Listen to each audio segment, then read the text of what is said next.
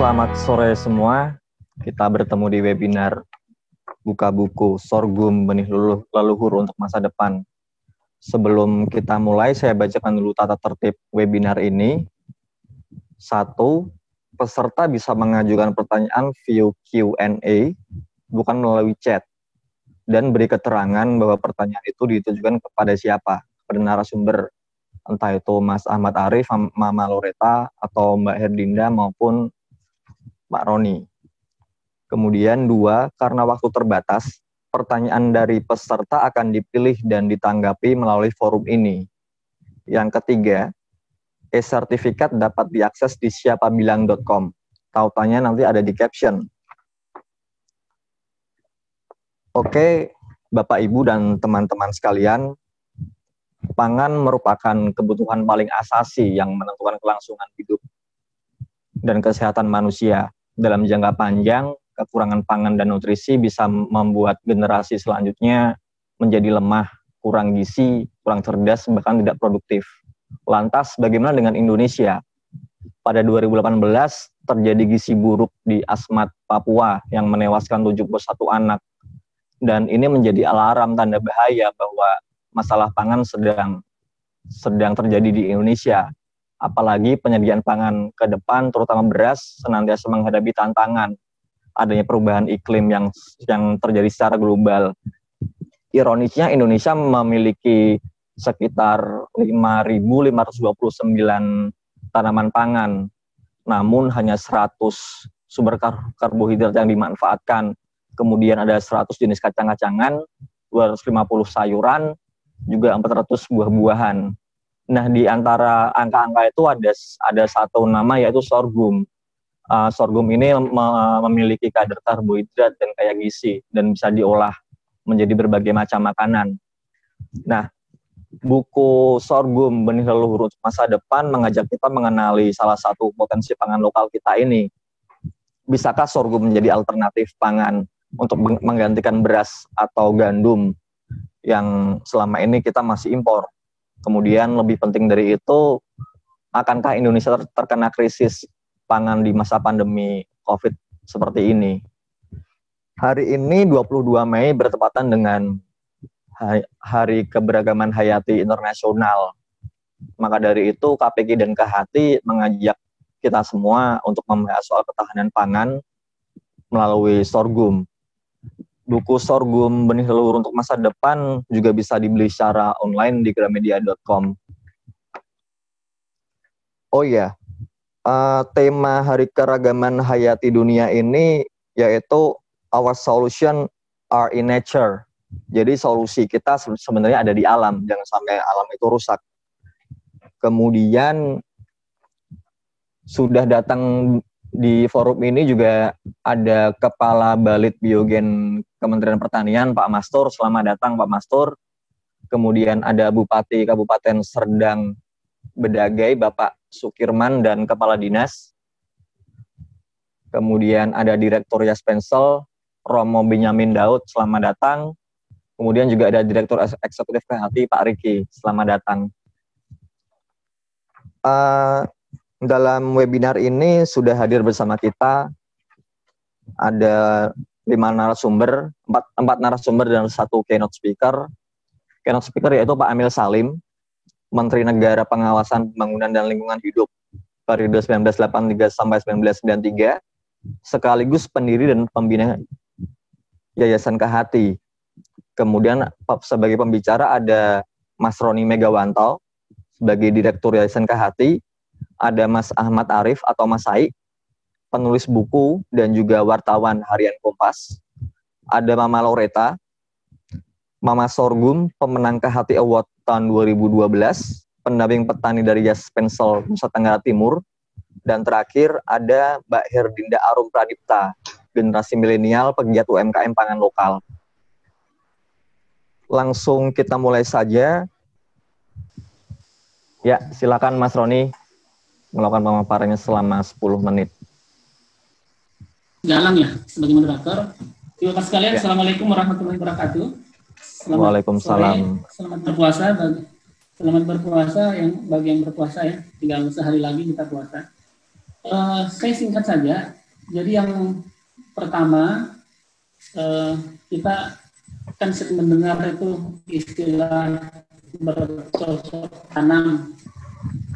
Bercocok tanam itu dari dua kata dasar sebenarnya, cocok dan tanam. Artinya kita itu diminta untuk menanam tanaman yang cocok. Jadi cocok dengan tanahnya, cocok dengan lingkungannya, dan cocok dengan iklimnya. Mas Ayi di buku ini menggunakan istilah agroekologi atau agroklimatologi. Jadi kalau misalnya di Pulau Jawa ini yang tanahnya subur, sumber airnya banyak, cocok untuk padi, ya monggo tanam padi gitu kan. Tapi kalau di Flores, di tempatnya Mama Loreta yang tanahnya kering, iklimnya gersang, padi saya kira nggak cocok di sana. Jadi jangan dipaksakan untuk tanam padi di lahan kering seperti di Flores itu. Yang cocok apa? Yang cocok sorghum, gitu kan. Nah, buku yang ditulis oleh Mas Arief ini juga menggambarkan ya bagaimana petani-petani di Flores itu berusaha menanam padi, tapi yang terjadi adalah gagal panen karena memang tidak cocok padi itu di Flores. Bahkan dengan semakin rendahnya curah hujan akibat perubahan iklim, yang terjadi malah bukan lagi gagal panen, tapi gagal tanam. Itu yang terjadi.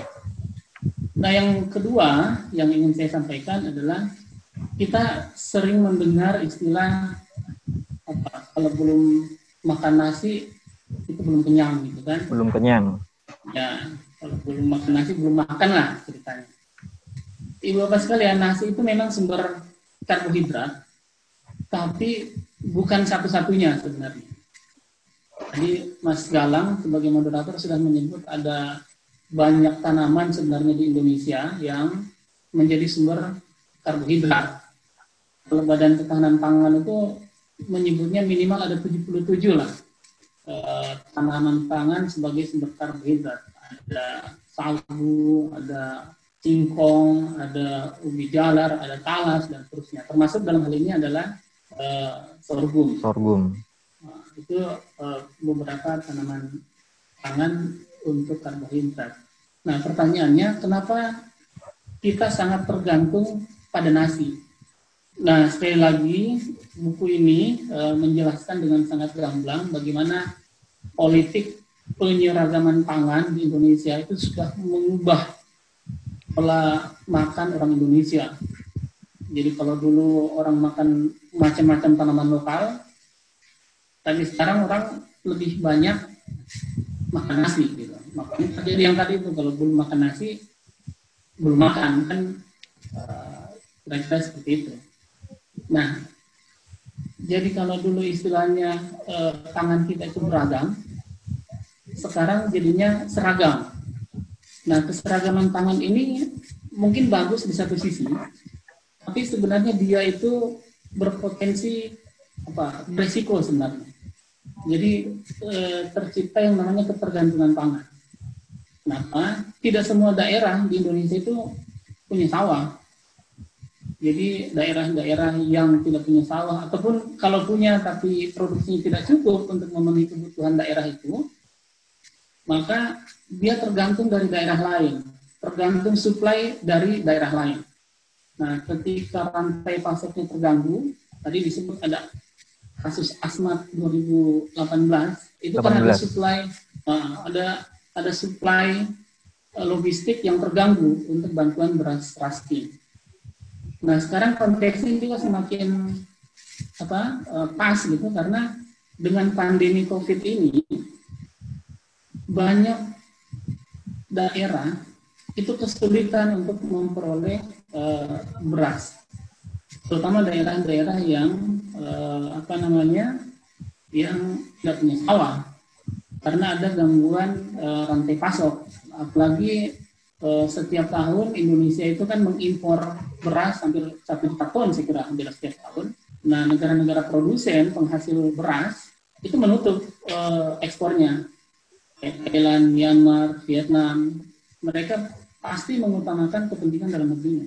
Kalaupun misalnya dibuka, again ada masalah rantai pasok di sana, pelabuhan ditutup lah, bandara ditutup lah, macam-macam gangguan logistik, sehingga ketergantungan pangan untuk Indonesia itu akan sangat tinggi. Karena kami dengan setting, dengan latar belakang seperti itu, makanya kami dari Yayasan Kehati sejak beberapa tahun itu mempromosikan yang namanya pangan lokal. Nah, khusus di Flores kita bekerja sama dengan Stensel. Stensel ini LSM yang ada di Flores, ini dipimpin oleh Romo Benyamin, tadi sudah disebut, hadir juga di pertemuan kita pada siang hari ini. Dan tentu saja ada Mama Loreta sebagai ujung tombaknya. Mama Loreta ini orang yang punya passion, punya semangat, punya energi yang besar gitu untuk mengembangkan sorghum di Flores. Bahkan sudah mendapat beberapa penghargaan Mama Loreta.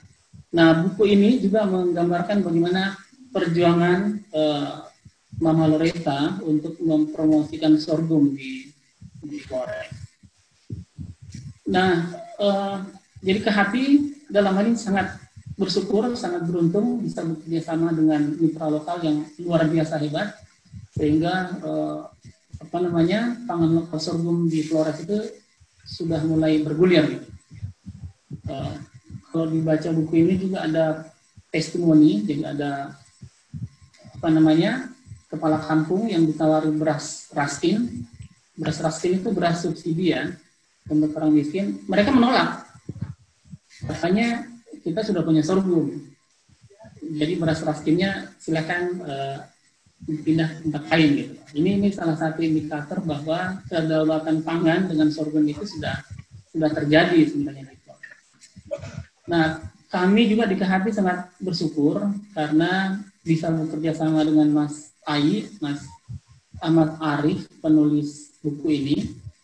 Beliau ini wartawan senior di Kompas. Jadi untuk menulis buku ini, Mas Arif ini datang ke Flores, ketemu Mama Loreta, ketemu petani sorghum, ketemu kepala kampung, ketemu kepala adat, dan seterusnya. Sehingga lahirlah buku ini. Mas Ayu sendiri sebenarnya lebih banyak menulis tentang lingkungan, sains, dan bencana di harian Kompas. Tapi saya perhatikan terakhir-terakhir ini lebih banyak menulis tentang pandemi COVID, saya perhatikan. Tapi saya kira konteksnya sangat pas ya ketika bicara pandemi dengan pangan lokal, karena sekali lagi ketika pandemi terjadi banyak suplai logistik yang terganggu, itu juga bisa mengganggu ketahanan pangan di beberapa daerah. Jadi saya kira ini momentum yang pas bagi kita di Indonesia untuk betul-betul mengembangkan pangan lokal ini. Saya kira ini sudah tidak bisa ditawar lagi. Pangan lokal itu sudah menjadi semacam keharusan lah. It is a must gitu kalau bahasa kerennya. Saya kira itu pengantar dari saya 10 menit. Selanjutnya saya kembalikan ke Mas Galang sebagai moderator. Mas Roni, ada pesan nggak buat peserta di Hari Keanekaragaman Hayati Dunia ini? Ya. Kebetulan kan bertepatan dengan hari ini 22 Mei. Betul. Tema kita kan tadi sudah disebut juga, our solutions are in nature. Ya. Jadi sebenarnya banyak solusi-solusi yang dihadapi oleh warga dunia itu sebenarnya semua ada di alam. Kalau teman-teman di kehutanan, mereka mengistilahkan hutan itu adalah supermarket. Jadi kebutuhan mereka semua itu dipenuhi di dalam hutan itu. Ada juga yang menyebutnya sebagai ATM gitu kan, karena again semua kebutuhan itu ada di alam sebenarnya, selama alamnya tidak dirusak. Kalau alamnya yang dirusak, ya seperti yang sekarang terjadi, pandemi ini dari COVID, itu kan salah satu sumbernya kan dari virus. Virus ini sebenarnya selama bertahun-tahun, berabad-abad mungkin, mereka itu menjadikan keanekaragaman hayati seperti kelelawar itu sebagai inangnya. Nah, ketika inangnya diburu, kemudian hutannya ditebang, ditabas, akhirnya pindahlah si virus itu mencari inang baru gitu kan. Kalau inangnya dulu di satwa liar, sekarang pindah ke manusia. Nah, ketika pindah di manusia, hubungannya bukan lagi mutualisme atau komensalisme, yang terjadi adalah parasitisme. Jadi untungnya di virus, sementara tubuh manusia rugi. Nah, ini yang terjadi sekarang. Jadi saya kira ini momentum yang pas juga bagi kita untuk menjaga alam, menjaga keanekaragaman hayati. Kita begitu, Mas Jan. Terima kasih Mas Roni. Berhubung Pak Emil sudah bergabung, untuk selanjutnya langsung saja Pak Emil Salim yang akan membicarakan tentang kekayaan keragaman hayati Indonesia dan kaitannya dengan ketahanan pangan Indonesia. Bergabung juga dengan kita sudah ada Pak Eriza Jamal, Kepala Pusat Perlindungan Varietas Tanaman Kementerian Pertanian. Pak Emil Salim, selamat sore Pak. Silakan Pak Emil. Ya. 15 menit ya Pak. Ya. Ya. Pertama adalah hari ini adalah Hari Keanekaragaman Hayati. Dari perspektif itu kita melihat ke pengalaman di dalam hal kebijakan pangan di Indonesia ini. Saya hargai Bung Ahmad Arif yang telah menulis tentang sorghum tahun ini dan tahun lalu tentang sagu di Papua. Yang menonjol pertama adalah pengalaman Indonesia, mengapa dia mengutamakan beras. Mari kita ke tahun 65 ketika Indonesia mengalami inflasi yang tinggi sekali, 650%. Sehingga gaji tidak punya arti. Maka yang berarti bagi pegawai-pegawai ketika itu adalah tunjangan beras pangan. Jadi berlakulah di seluruh tanah air, di samping gaji uang ada tunjangan beras. Mengapa beras? Karena itu diterima di seluruh tempat. Di Maluku misalnya, ketika mau ke sagu, Ditok menolak. Karena menganggap kenapa kami dibedakan dengan pegawai di Jawa. Maka uniformitas beras menjadi satu pola yang muncul. Di dalam pola gaji dalam keadaan inflasi tinggi di tahun 65 ke 73. Sehingga lahirlah kebutuhan untuk produksi beras. Penduduk kita ketika itu menolak pangan lain. Pernah di dalam zaman krisis pangan, Amerika memberikan hibah bulgur wheat, semacam gandum bulgur. Tapi itu dianggap oleh penduduk sebagai makanan kuda, bukan makanan manusia. Ditolak. Jadi persepsi di masyarakat Indonesia di masa itu adalah makan adalah nasi. Di masa lampau, di Demak, sorghum sudah dikenal. Tapi petani menghasilkan sorghum untuk diganti, diputar, ditukar sama padi, beras. Jadi, perkembangan keadaan ekonomi Indonesia yang inflasi tinggi menyebabkan lahirnya gaji di dalam bentuk beras. Menyebabkan tersebar beras di seluruh tanah air sebagai sumber pangan. Paralel dengan itu adalah tumbuhnya revolusi hijau. Dalam revolusi hijau itu, International Rice Research Institute di Los Baños, Filipina, menghasilkan bibit-bibit baru yang canggih. Maka terjadilah the Green Revolution, pangan revolusi hijau. Intinya adalah bibit, 2, irigasi air, maka lahir Jatiluhur.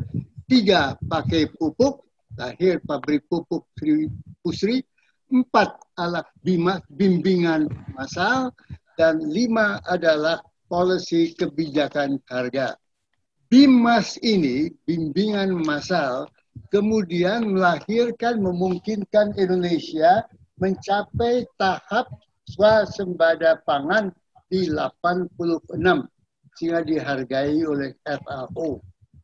Setelah panjang perkembangan dari 65 ke 86, dunia semua menekankan revolusi hijau, menekankan miracle rice, beras yang istimewa. Tidak ada pembicaraan tentang diversifikasi pangan. Revolusi hijau, International Rice Research Institute, semua FAO malah memberi penghargaan pada Presiden tahun 86 yang swasembada beras. Tahun 92 terjadi perubahan besar. Lahir kebutuhan untuk memasukkan lingkungan di dalam pembangunan. Di dalam Rio Summit 1992, lahirlah konsep Agenda 21 dengan intinya Sustainable Development. 2, Convention on Climate Change. 3, Convention on Biodiversity. Mulai zaman itu terbuka pikiran di dunia termasuk di Indonesia bahwa sumber daya alam memiliki keanekaragaman hayati. Di konferensi itu menonjol Indonesia dan Brazil sebagai dua negara yang memiliki keanekaragaman hayati yang tertinggi. Bagi kita, ini pengalaman bahwa dari semula memahami pola pembangunan pangan yang beras oriented, muncul tiba-tiba gagasan-gagasan ada keanekaragaman hayati. Maka itu menimbulkan suatu perubahan yang dahsyat sekali, besar sekali, tetapi mengalami satu masalah bahwa pangan, kecuali mempunyai masalah fisik, gizi, dan sebagainya, juga memuat masalah prestige. Orang merasa makan kalau makan nasi, ubi belum dirasa makan. Ada semacam prestige, kalau ada tamu dihidangkan, kalau kita ke Maluku, bukan papeda yang dihidangkan, tapi nasi. Pangan memiliki prestige, seperti Kobe beef di Jepang, prestige untuk daging, dan sebagainya. Jadi, pangan bukan semata-mata masalah gizi, pangan juga beras juga persepsi dari masyarakat. Ini sekarang harus dirombak menjadi keanekaragaman pangan untuk mendukung keanekaragaman sumber alam hayati. Itu satu perubahan penglihatan, pemahaman yang besar. Dalam kaitan itu, lahirlah suatu kebutuhan bagaimana mengembangkan Indonesia yang kaya sumber alam hayati, mengembangkan keanekaragaman pangan berdasarkan keanekaragaman hayati. Permasalahan adalah bahwa kemampuan teknologi kita menerjemahkan keanekaragaman hayati kita yang kaya raya itu ke produk yang efektif belum sampai berhasil. Memang benar, suku Dayak di Kalimantan memahami bermacam-macam obat, bermacam-macam tanaman untuk mengatasi penyakit-penyakit mereka. Suku yang ada di Jambi tahu bagaimana meramu racun, membunuh binatang buas, tapi sekaligus racun itu bisa dipakai sebagai obat. Wisdom itu ada pada penduduk orang rimba. Di komposisi struktur penduduk rimba, ada wakilnya yang khusus mencatat kekayaan alam hayati mana yang bisa dipakai untuk pangan dan mana bisa untuk obat dan sebagainya. Permasalahan kita, wisdom ini ada di masyarakat, tidak sampai ke dunia universitas, ke kaum ilmuwan. Maka, keanekaragaman hayati kita miliki, ya. Kita kaya biodiversity, ya. Tetapi kita tidak mempunyai jembatan antara ilmuwan dengan local wisdom yang ada di masyarakat Dayak, masyarakat Kubu, masyarakat lain-lain yang memahami kekhasan sumber alam hayati itu.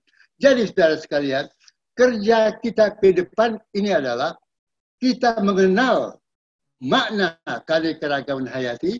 Kita tahu ada orang yang secara instinktif, secara naluri mengetahui makna keanekaragaman hayati, tapi kita belum menerjemahkannya secara saintifik menjadi produk-produk yang berhasil. Eucalyptus tree dianggap merupakan bahan baku obat untuk COVID-19. Tetapi bagian apa itu? Bagaimana caranya? Belum kita miliki. Maka kita meningkat sekarang pada tahap keanekaragaman hayati harus masuk ke mainstream pembangunan agar dapat memberi wawasan baru, obat baru, pangan baru, macam-macam baru yang didasarkan pada alam, bukan pada zat-zat kimia. Untuk itu, ya, ilmuwan, para saintis ilmuwan tadi perlu bergabung dengan teman-teman yang mengelola hutan adat. Kita mengenal hutan adat memiliki pemahaman tentang keanekaragaman hayati adat. Kita mengenal hutan desa juga punya hal itu. Kita mengenal hutan masyarakat juga ada kearifan itu. Jembatan sekarang perlu antara kearifan itu dengan scientific knowledge pada ilmuwan.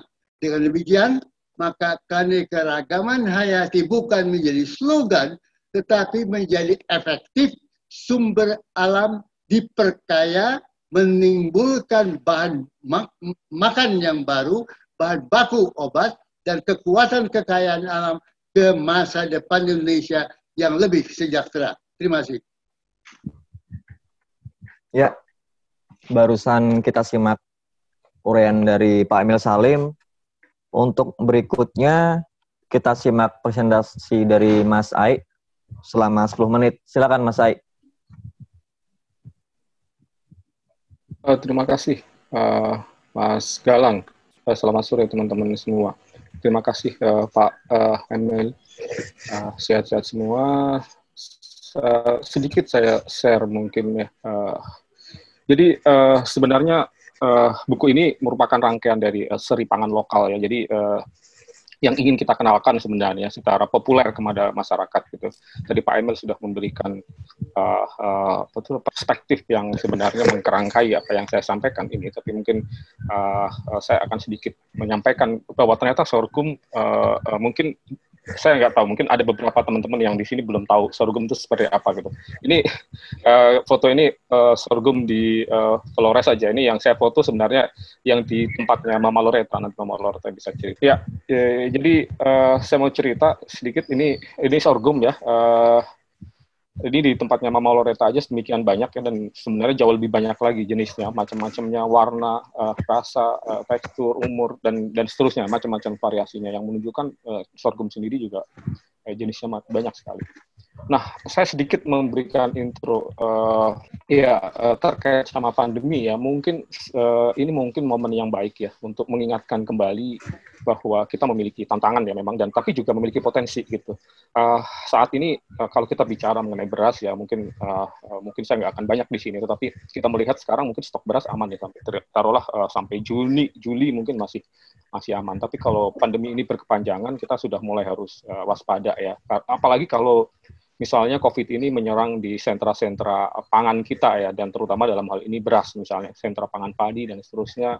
Yang ini sebenarnya pernah terjadi ketika pandemi flu Spanyol 1918 ya, yang waktu itu juga dengan krisis pangan dan seterusnya. Jadi memang kita mengalami kerentanan sebenarnya.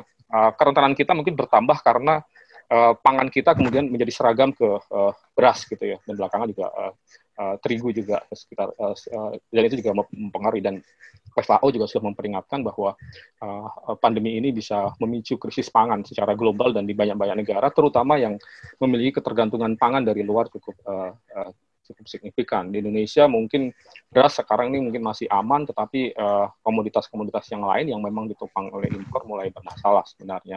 Nah, gandum yang 100% impor yang kemudian jadi produk turunan ke terigu juga ini mungkin ke depan mungkin akan semakin susah kalau misalnya daerah-daerah yang produsennya terkena juga gitu. Beberapa negara untuk seperti Thailand, Vietnam, India yang menjadi produsen beras yang selama ini kita impor dari mereka juga sudah menahan untuk tidak mengekspornya. Kita nggak tahu sampai kapan, tetapi ini menjadi persoalan yang menurut saya menjadi perlu perhatian. Dan di sini menjadi momen penting sebenarnya. Pandemi ini harus menyadarkan kita kembali untuk memeriksa fondasi pangan kita gitu ya. Jadi bukan hanya karbohidrat sebenarnya, banyak sekali mulai dari protein juga dan seterusnya ini cukup bermasalah. Tetapi dalam pembahasan ini mungkin saya lebih ngomong ke karbohidrat dulu.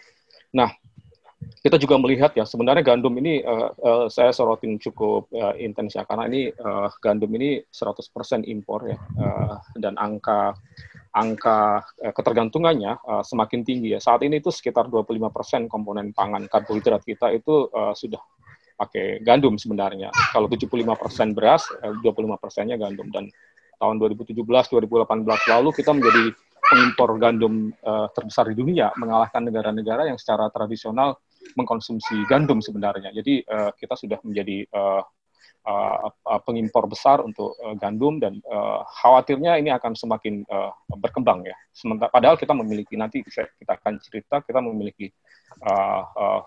potensi tepung dan pati yang macam-macam. Nah, sampai sekarang rata-rata produksi gandum itu pertumbuhannya 5-10% ya. Jadi terus meningkat dari waktu ke waktu seiring dengan perubahan pola konsumsi masyarakat yang semakin intens makan berbasis gandum ya, mulai dari roti-rotian sampai ke mie instan. Kita ingat tahun lalu 2018 lalu misalnya terjadi krisis pangan dan penyakit ya di Asmat ya. 71 orang meninggal waktu itu, dan cuman saya ingin melihat yang menarik sebenarnya apa yang dilakukan kita ketika terjadi itu ya, yang dikirim ke sana lagi-lagi kebanyakan produk yang sebenarnya tidak bisa diproduksi sendiri oleh masyarakat di Asmat ya. Kita kirim mie instan sedemikian banyak, beras dan seterusnya. Yang menarik bahwa sebenarnya Asmat secara tradisional memiliki kemampuan salah satu sumber sagu sebenarnya ya, dan berbagai macam umbi-umbian dan lain-lain. Tetapi ini kalau teman-teman pergi ke Asmat ya beberapa Agustus tahun lalu misalnya, saya ke sana lagi, kalau kita mau naik pesawat dari Timika ke Agats di Asmat itu kita antri dengan rombongan mie instan dan seterusnya yang dikirim dari luar. Jadi menjadi salah satu mie instan dikirim pakai pesawat yang itu tiap hari gitu ya, luar biasa banyaknya. Jadi masyarakat di sana sekarang dalam proses berubah pola makannya, dan pasca krisis pangan waktu itu justru membuat mereka ketergantungan terhadap pangan akan semakin dari luar. Nah, ini konteks ke COVID. Beberapa waktu lalu sempat muncul lontaran ya, karena kekhawatiran terhadap krisis pangan ke depan. FAO juga sudah memperingatkan mengenai itu. Pak Presiden sudah menyampaikan rencana untuk cetak sawah waktu itu kembali ya sebenarnya. Yang sebenarnya ini sudah dilakukan sejak periode yang pertama juga ya, waktu itu cetak sawah di banyak tempat di Indonesia, yang mungkin kita harus melihat bagaimana efektivitasnya, termasuk di Papua dan di pulau-pulau juga di NTT sebenarnya terjadi ya cetak sawah di banyak tempat yang lain-lain. Nah, salah satunya adalah mencetak sawah kembali di lahan gambut. Nah, saya ingin apakah ini solusi gitu ya? Saya mungkin tidak membahas secara detail mengenai ini. Mungkin di forum yang lain mungkin kita bisa mendiskusikan itu. Tapi kalau kita melihat sebenarnya salah satu persoalan ekologi yang cukup serius ketika terjadi pembukaan sawah di lahan gambut tahun 97-98 ya, itu ya di akhir-akhir Orde Baru, dan semoga ini tidak diulang lagi. Dari sisi perspektif ekologi saya pikir akan menimbulkan banyak persoalan. Tetapi mungkin saya akan melihat dari perspektif pangannya gitu. Nah, ada satu hal yang menarik sebenarnya, tadi Pak Emil juga sempat menyinggung sebenarnya mengenai resesi ekonomi pada tahun 60-an, pada transisi Soekarno kemudian ke Orde Baru ya. Tetapi yang menarik sebenarnya kesadaran kesadaran Soekarno ya waktu itu ya, bahwa kita nggak akan bisa nih memenuhi kebutuhan pangan masyarakat Indonesia kalau hanya menyandarkan pada beras. Sebenarnya waktu itu dia udah menyampaikan bahwa kita produksi beras sebanyak-banyak pun jumlah yang butuh makan juga berlipat ya. Sementara lahan yang cocok untuk ditanamin padi itu relatif terbatas. Mungkin Jawa, Bali, sebagian Sumatera yang memang ekologinya, airnya, kelerengan dan seterusnya memang cocok mengenai itu. Tetapi yang menarik bahwa tahun 52 misalnya, bahkan ketika waktu itu meresmikan Fakultas Pertanian ya, Fakultas Pertanian UI yang kemudian jadi IPB, Soekarno sudah menyatakan bahwa kita harus mulai melirik nih lahan-lahan kering kita gitu. Bahkan juga lahan gambut sebenarnya yang dia sampaikan bahwa ada potensi besar yang di sana yang itu tidak dioptimalkan. Sampai kemudian visi ini kemudian menurut saya kemudian sayangnya itu tidak berlanjut, dan seperti yang disampaikan Pak Emil tadi bahwa beras kemudian menjadi pangan yang menggeser pangan-pangan yang lain. Kalau kita lihat profil pola konsumsi masyarakat kita aja ya, 54 itu beras itu masih sekitar 53% komponen karbohidrat masyarakat kita. Masih ada ubi kayu, jagung, kentang sebenarnya, umbi-umbian sebenarnya. Lalu dan 87 dan semakin ke sini bisa dibilang hampir semuanya beras, dengan sisanya tadi 25%-an itu terigu atau gandum yang berbasis gandum tadi, yang ini tiap tahun meningkat. Jadi komposisi gandum dalam komposisi pangan kita sekarang terus membesar, dan gandum 100% impor. Nah, sementara Mas Sai, maaf, ya. 5 menit lagi ya? Ya. Oke. Sementara kalau kita lihat Indonesia, tadi Pak Emil juga menyinggung, Mas Roni juga, bahwa kita ini negara yang memiliki keragaman hayati luar biasa tinggi ya. Mungkin salah negara yang dengan keragaman hayati luar biasa. Banyak sekali sumber bahan pangan yang sebenarnya asli Indonesia, pisang, umbi-umbian, dan seterusnya, yang kita bukan hanya pusat pangan ya, tetapi pusat keragaman hayati pangan itu sendiri. Nah, tahun lalu saya menulis buku tentang sagu gitu. Jadi intinya sebenarnya kita memiliki kekayaan luar biasa, tetapi kekayaan ini kita lupakan. Kalau saya melihat sekarang ini tren kuliner Nusantara ini kan sudah marak ya. Orang-orang anak muda apalagi suka dengan jalan-jalan, memotret Instagram dan seterusnya, udah sangat populer. Tetapi kesadaran mengenai sumber pangannya, keragaman sumber pangan itu masih belum muncul. Jadi kalau kebanggaan terhadap kuliner lokal itu muncul, tapi kebanggaan terhadap sumber pangan lokal itu belum muncul. Misalnya kayak sagu misalnya. Sagu itu ternyata ketika waktu itu kita tulis, ternyata sagu itu bukan hanya, sekarang mungkin orang hanya tahu seolah-olah di Papua. Padahal sagu ini dulu berluas sampai ke Sumatera, bahkan di Jawa sendiri ya. Jawa sendiri salah satu pangan yang sampai sekarang kalau di Jepara masih ada ya, dan seterusnya. Tapi ini tentang sagu. Kita ingin sebenarnya membawa keragaman pangan ini ke dalam bahasa yang populer, literasi ke masyarakat secara lebih gamblang, dan menjelaskan sebenarnya bahwa banyak sekali sumber-sumber pangan lokal ini yang memiliki akar kebudayaan, dan juga sebenarnya kalau saya bilang kecocokan ekologi yang luar biasa. Misalnya kalau lahan gambut ya, Kalimantan sendiri juga dulu punya banyak sagu, di sana disebut rumbia, Sulawesi, dan seterusnya. Jadi tiap tempat itu sebenarnya memiliki sumber pangan yang spesifik, dan itu sudah beradaptasi secara budaya masyarakat di sana gitu ya. Bahkan juga di Jawa dan seterusnya. Termasuk juga sorghum, kalau kita periksa asal usulnya sangat panjang, sejarahnya juga sangat tua, dan sudah beradaptasi dengan kebudayaan kita. Bukan hanya kebudayaan kuliner, tapi bahkan kebudayaan ritual dan seterusnya. Jadi catatan mengenai sorghum mungkin salah satu yang tertua yang bisa kita lihat misalnya di Candi Borobudur. Rumpius itu sudah mencatat juga. Serat Centini juga menyebut, waktu itu disebutnya jagung cantel. Jadi kalau di Jawa, jagung itu sebenarnya representasi dari Jawa Agung. Jawa sendiri adalah biji-bijian yang besar, biji-bijian agung besar. Jadi Jawa itu sorghum itu dulu sebenarnya yang disebut jagung itulah sebenarnya adalah cantel itu, jagung cantel gitu, yang kemudian digantikan menjadi jagung semais yang baru datang belakangan dari Amerika Latin. Jadi banyak sekali nama-nama lokal sorghum ya. Kalau kita perhatikan, saya sempat mengumpulkan ya di hampir tiap daerah di Indonesia sebenarnya, terutama yang bagian barat yang terpengaruh Austronesian, itu nama-nama lokalnya cukup banyak. Yang ini menunjukkan bahwa sorghum ini pernah memiliki fungsi penting dalam budaya pangan di masyarakat itu. Misalnya di Sunda itu disebut gandrum, dan seterusnya. Jawa, cantel, jagung pari, jagung mutri, dan seterusnya, Madura, dan banyak tempat yang lain. Ini menunjukkan bahwa sorghum memiliki akar yang cukup kuat di masa lalu. Yang lihat misalnya resep tua ya yang dipelopori oleh Soekarno yang diterbitkan 67, itu masih menyebutkan juga bahwa cantel itu salah satu pangan yang masih dikomoditikan, ditanam dan dimakan oleh masyarakat cukup dominan di Jogja waktu itu misalnya.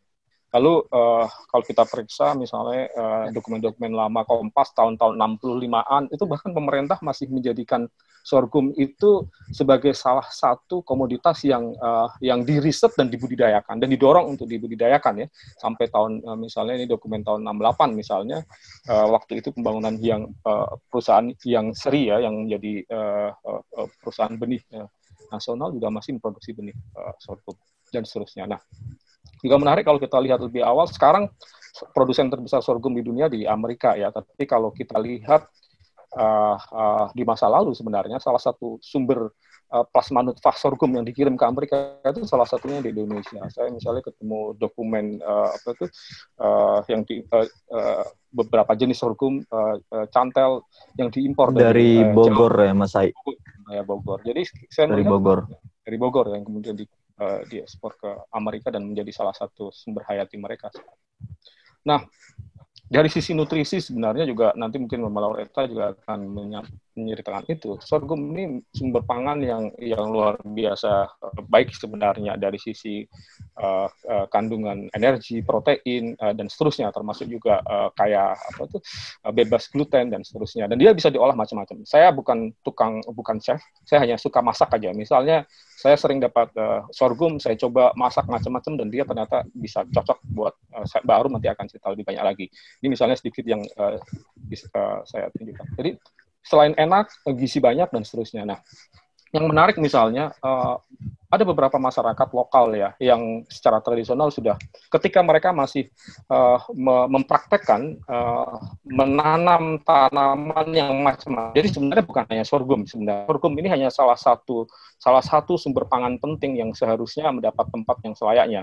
Saya misalnya kalau kita lihat masyarakat Boti ya, masyarakat Boti ini di timur ya, di Kabupaten TTS. Kabupaten TTS ini angka stuntingnya termasuk tinggi di Indonesia. Tetapi di Boti ini seperti Baduy kalau di Jawa ya. Mereka ini tidak ada anak-anak yang gizi buruk atau stunting. Salah satu kuncinya ternyata mereka makan itu beragam, macam-macam. Dan macam-macam sesuai musimnya.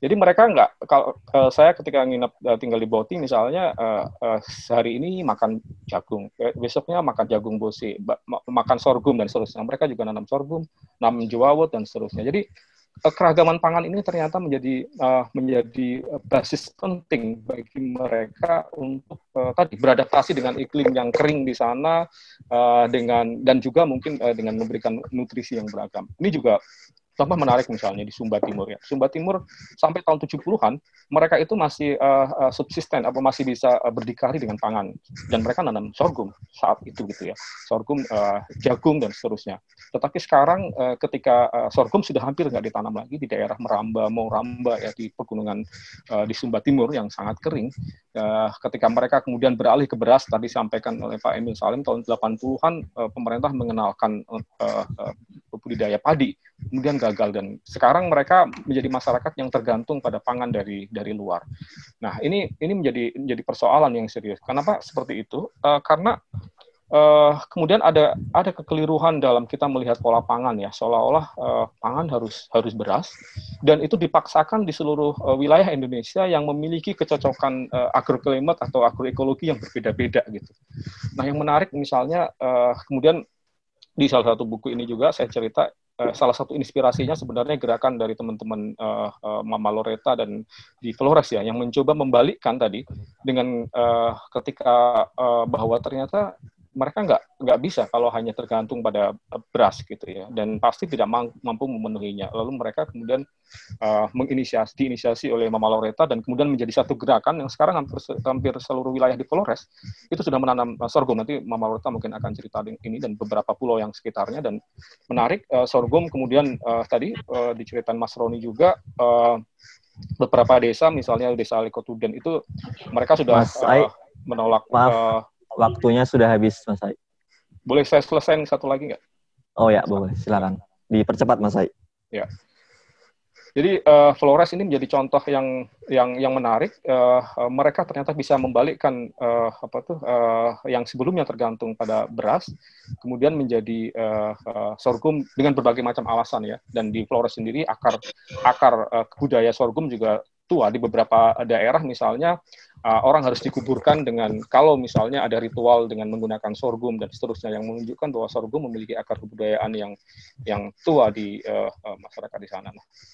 Di slide terakhir saya ingin menyampaikan bahwa sebenarnya penyeragaman pangan ini menjadi persoalan yang serius bagi kita, dan kita harus mengembalikan sebenarnya pemenuhan pangan ke depan itu harus berbasis pada keberagaman ekologi dan budaya Nusantara. Jadi pangan itu harus berperspektif Nusantara yang memang fondasinya adalah keberagaman, dan sorghum ini hanya menjadi salah satunya sebenarnya. Dan kita harus melihat, jangan juga melakukan kekeliruan yang sama dengan beras, dia harus ditanam di semua tempat seolah-olah di Indonesia, tapi memang harus dipilih tempat-tempat yang memang cocok dengan agroklimatnya gitu. Mungkin itu aja, Mas. Makasih. Ya, terima kasih Mas Ai. Untuk selanjutnya kita simak pemaparan dari Mama Laureta. Silakan Mama Laureta. Ya, sambil menunggu Mama Laureta, KPG sebelum ada sorghum ini juga sudah ada buku yang bekerja sama dengan ANJ, yaitu buku Sagu Papua untuk Dunia. Kemudian dengan KHT ini sorghum benih leluhur untuk masa depan.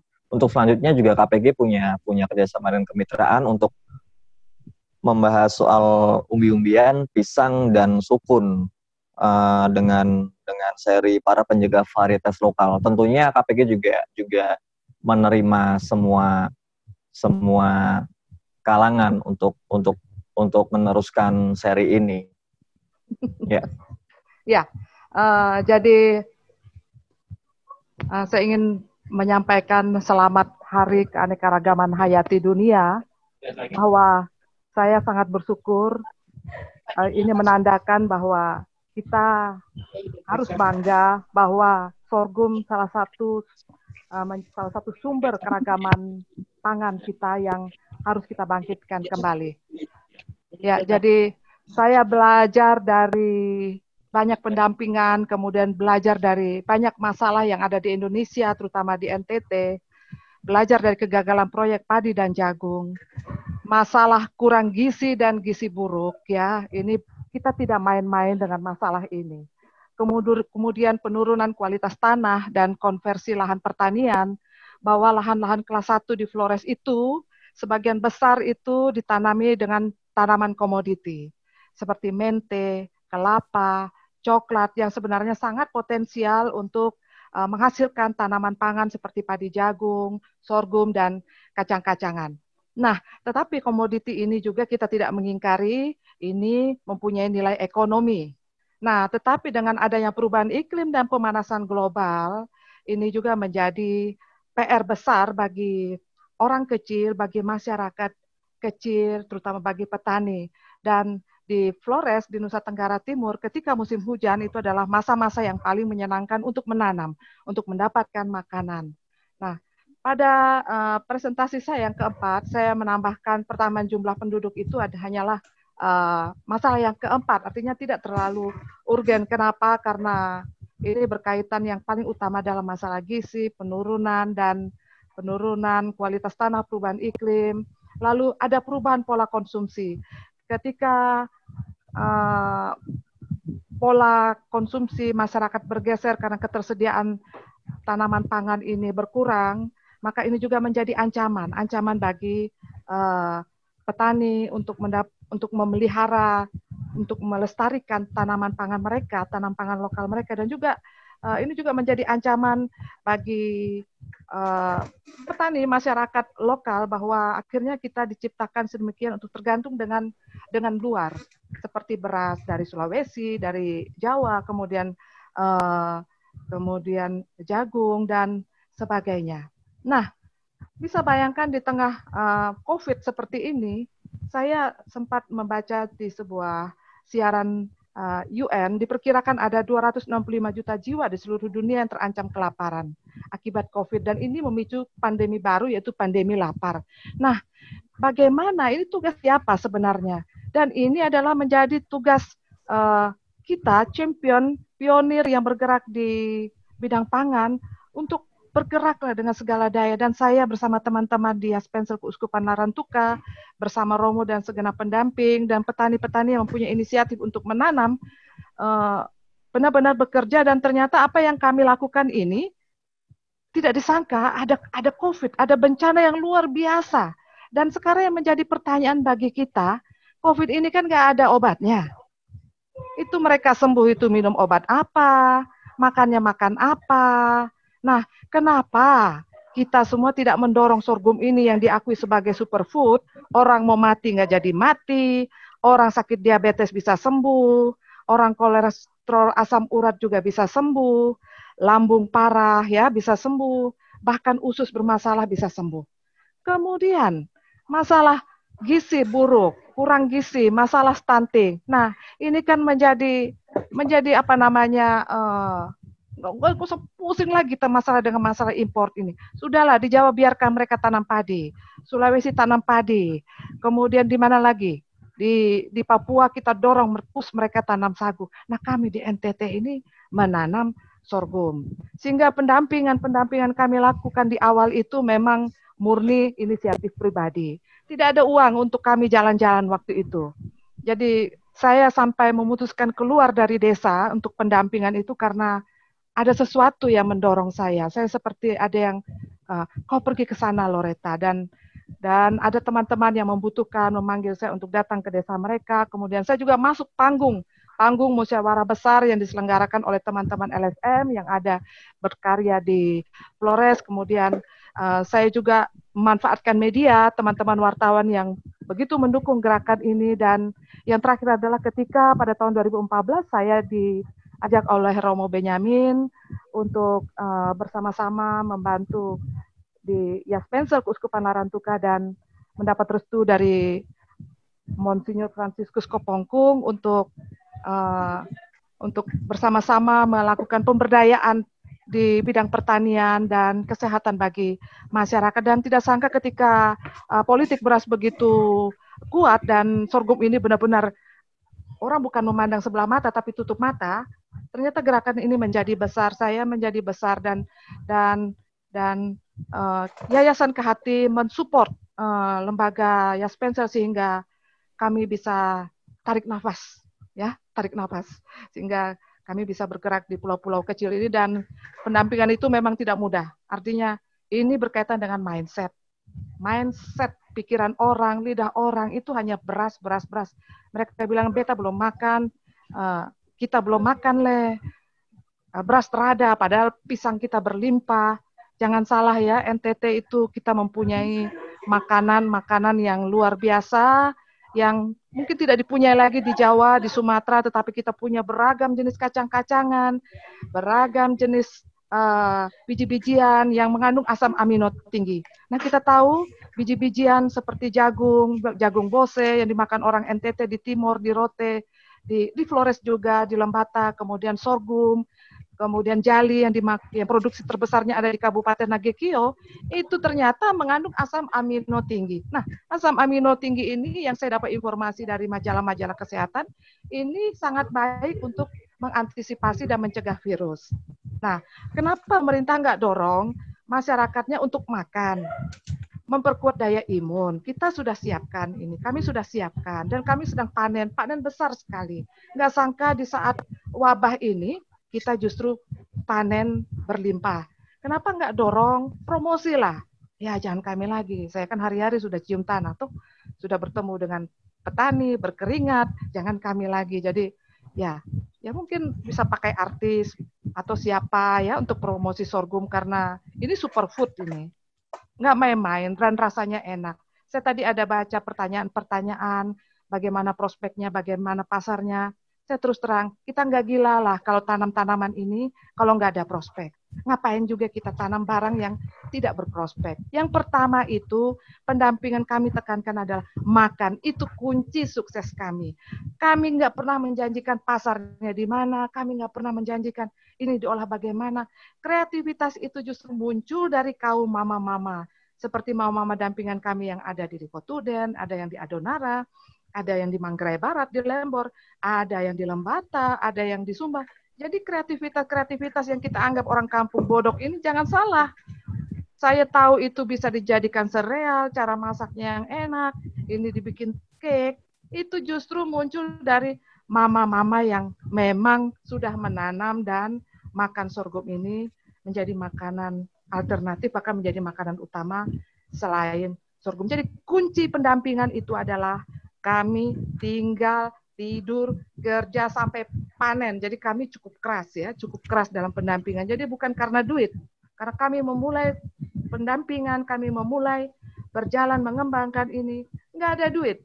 Ya, jadi sukses ini karena sukses bersama, sehingga petani itu tetap menjaga keberlanjutan karena mereka bangga, mereka ternyata selain sehat, neneknya sembuh, yang mau mati nggak jadi mati, punya duit, anaknya bisa sekolah. Gara-gara tanam sorghum, ada donatur yang, mari saya sekolahkan gratis. Coba, Maria Loretta nggak punya duit untuk sekolahkan anak-anak mereka. Lalu ada dukungan seperti bantuan peralatan Alsintan dari Kementerian Pertanian. Jadi inisiatif kecil itu harus dimunculkan tanpa harus menunggu perintah, tanpa menunggu dari pemerintah. Terima kasih. Salam sorghum bergizi, sorghum berduit. Terima kasih, Mama. Soal yang diceritakan Mama tadi juga terdapat di tulisan Mas Said di buku Sorghum.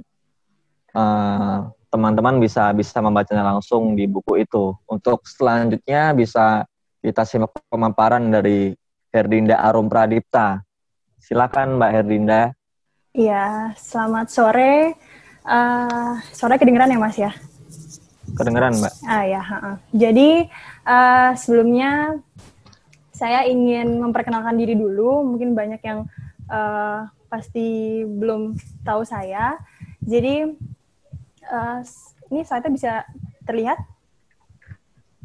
Aman. Oh ya. Jadi nama saya Herdinda Arum. Saya di sini mungkin biasa dipanggil Arum.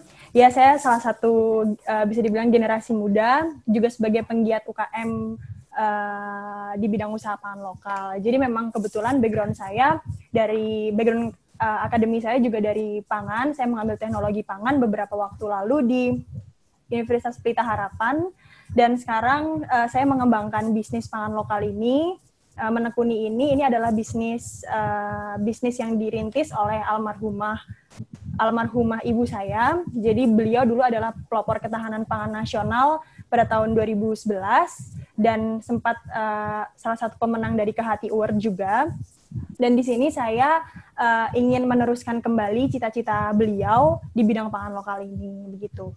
Jadi mungkin itu sedikit dari saya. Dan bicara tentang pangan lokal ini, sesuai dengan pertanyaannya, kenapa saya sebagai generasi muda ingin terjun lebih dalam lagi ke pangan lokal yang padahal bisnis ini itu mungkin tidak dilirik sama sekali oleh generasi muda. Mungkin lebih tepatnya bukan tidak dilirik, tapi belum dilirik karena menurut saya generasi muda ini belum tahu banyak hal tentang pangan lokal, bahan lokal, belum tahu banyak pandangan tentang bahan lokal. Tapi kalau misalkan pangan lokal kita ini punya strategi yang cukup kuat untuk menembus perkembangan zaman yang ada sekarang ini, karena kalau kita lihat di generasi muda, apalagi yang tinggal di daerah perkotaan, itu kan mereka sudah menetapkan sebuah lifestyle ya, ada gaya hidupnya, entah mungkin gaya hidup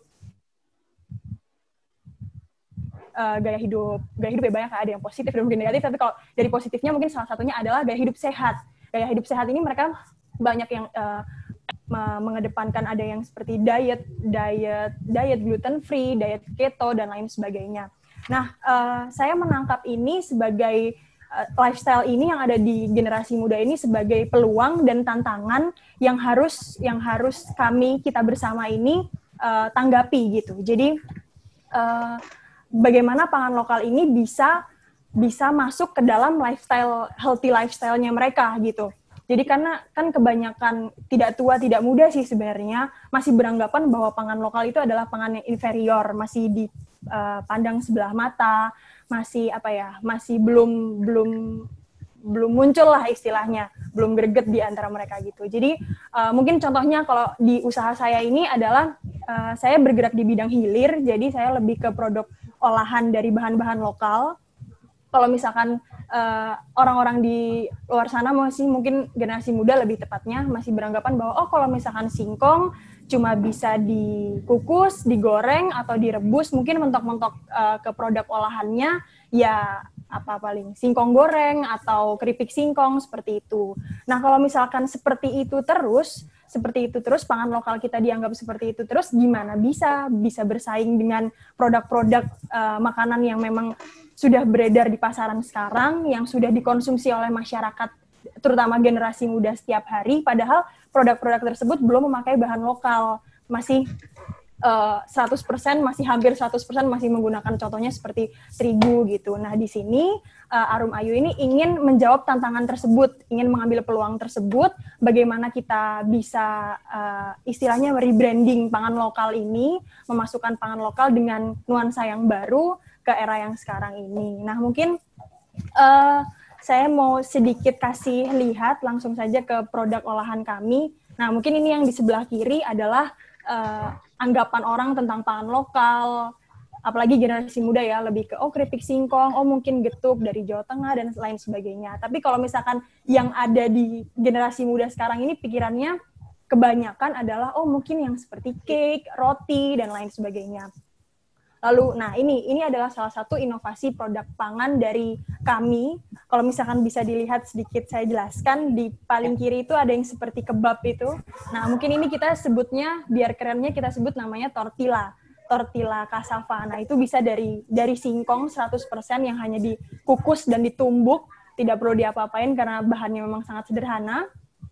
Dan apabila singkong atau bahan lainnya diolah menjadi bahan setengah jadi, bisa menjadi tepung, dan bisa kita ini salah satu produk kami yaitu sus kering. Nah, kita padukan dengan tepung umbi-umbian kita padukan dengan taste generasi muda zaman sekarang. Biasanya suka apa sih? Mungkin coklat atau stroberi. Nah, boleh kita masukkan ke dalam situ biar sesuai dengan taste mereka gitu. Dan terutama masalah kemasan juga untuk agar bisa menarik perhatian orang, bisa menarik perhatian generasi muda juga, kemasan itu hal pertama yang dilihat orang ketika ingin mengonsumsi makanan kan pastinya. Nah, ini salah satu contoh kemasan dari kami untuk mengemas si bahan lokal tersebut. Nah, yang terakhir ini ada cerita sedikit di balik kue yang di paling ketiga ini. Kalau tadi kita banyak bicara tentang sorghum ya, nah sebenarnya kalau dari pribadi saya sendiri belum terlalu banyak mengolah produk olahan dari sorghum, cuma beberapa waktu lalu kami dari Arum Ayu itu bersama NGO lokal juga kami pergi ke Waingapu, ke Sumba Timur, kita membuat sebuah proyek yang bernama Manggulu Project.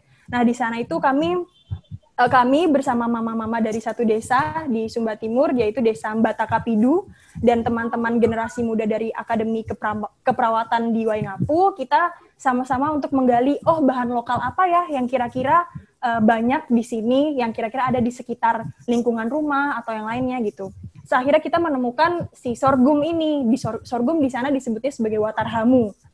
Nah, akhirnya setelah kita trial error, kita diskusi apa segala macam, jadilah cake yang seperti ini. Ini 100% dari sorghum yang diambil dari depan rumah mama-mama, kemudian ditumbuk dan diolah dengan bahan dan alat yang sesederhana mungkin jadi seperti itu. Jadi kalau bisa saya jelaskan sedikit, nah ini jadi pertama kita menentukan bahan lokal apa ya yang ada di sekitar kita ini. Kalau kita tahu, kita mau pakai sorghum nih, karena sorghum di sini banyak mbak dan segala macam. Ya udah, kita buat sorghumnya kita olah menjadi cake. Tapi cake-nya pun juga bukan hanya cake biasa seperti itu. Nah, yang tengah ini adalah olahan dari sorghum kami. Atasnya kami kasih topping. Nah, toppingnya itu kalau mau dimasukkan ke zaman sekarang, oh boleh deh dikasih saus-saus karamel. Nah, saus karamel ini kita kasih juga topping kacang. Nah, kacang tanahnya ini juga adalah salah satu bahan lokal yang banyak ditemukan di Sumba Timur gitu. Jadi, pertama sudah pakai sorghum, kedua kita pakai kacang tanah, yang ketiga untuk garnishnya kita pakai daun kelor. Daun kelornya pun hanya kita metik di depan rumah, tidak usah beli, tidak usah apa, jadi hanya kita pakai untuk garnish itu. Setelah itu, setelah kita produk jadi kan satu inovasi produk. Inovasi produk satu itu sudah mencakup dari 3 bahan lokal. Pertama sorghum, kedua kacang tanah, ketiga daun kelor. Nah, setelah itu kita nggak hanya sampai stop di situ aja, tapi kita juga belajar untuk memasarkan produk tersebut. Kita mau lihat apakah si produk ini tuh dapat diterima dengan baik apa enggak oleh masyarakat setempat. Nah, pertama kita coba ke Pantai Walakiri waktu itu, kita coba untuk tes pasar ke sana, berjualan ke turis lokal maupun mancanegara, dan ternyata memang hasilnya melebihi ekspektasi kami seperti itu. Jadi setelah 1 atau 2 minggu proyek ini berlangsung, mama-mama dapat respon yang bagus dari proyek ini. Jadi dapat pesanan 1.000 pieces cake sorghum yang seperti yang di tengah ini.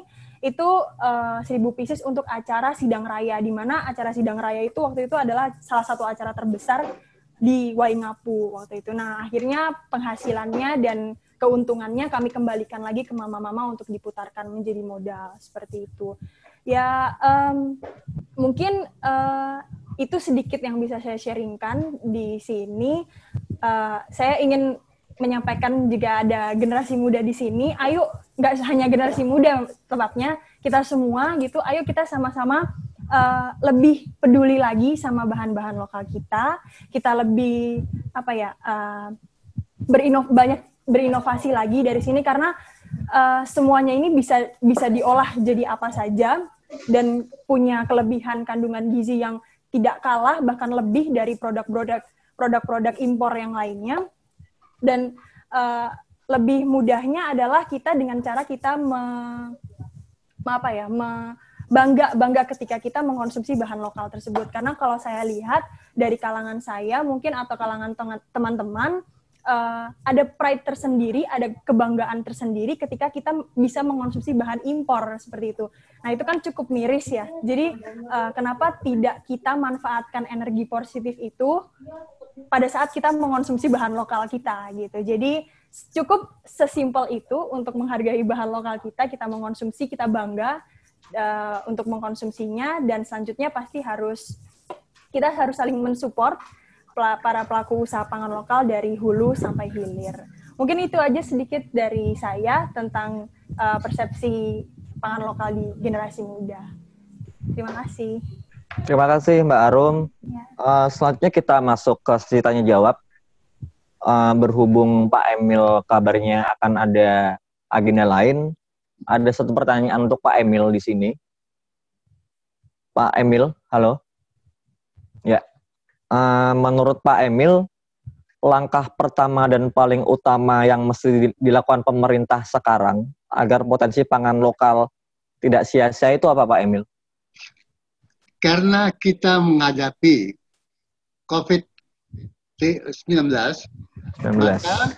maka produksi pangan menjadi penting. Juga di dunia, pangan menjadi masalah. Pangan kemudian bisa membuka employment.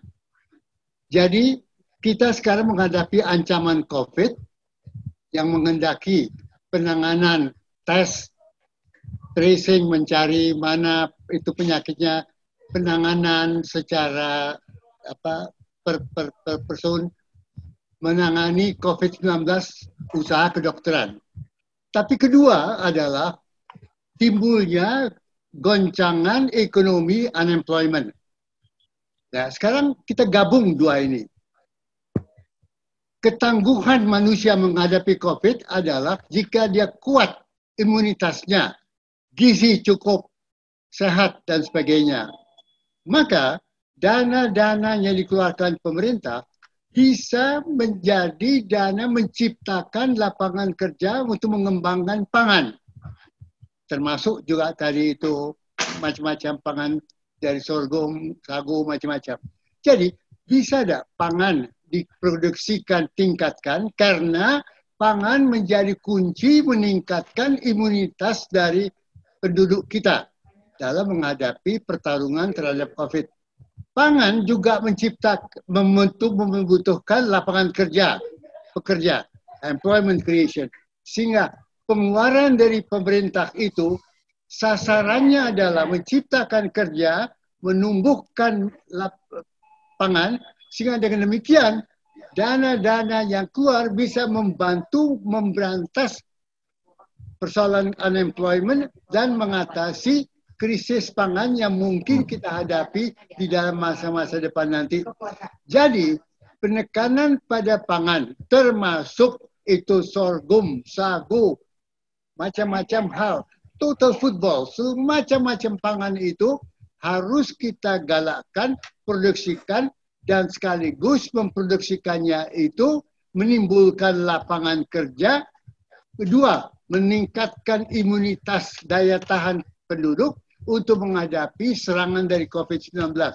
Jadi dua-dua hal ini, produksi pangan, employment creation, bersamaan dengan meningkatkan gizi dan imunitas penduduk untuk menangani serangan COVID-19. Dengan demikian, kita memperdayakan masyarakat kita untuk siap menghadapi serangan COVID-19, tapi juga siap menghadapi ancaman-ancaman unemployment dan kekurangan pangan di masa depan. Ya, terima kasih Pak Emil. Banyak pertanyaan yang masuk dari peserta. Ada beberapa pertanyaan dengan topik yang sama. Untuk semua narasumber, silakan bisa masing-masing menjawab atau salah satu yang memiliki pemahaman soal ini. Bagaimana cara agar menyadarkan pemerintah? Ini pertanyaan dari Rodialek Polomole dan Dito Guntur. Dua pertanyaan yang hampir sama.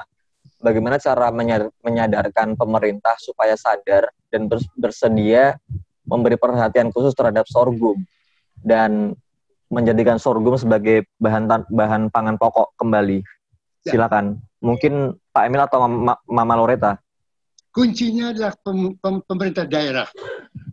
Praktek yang terjadi di NTT membuktikan ketika bupati setempat mendukung produksi sorghum, berjalan dia.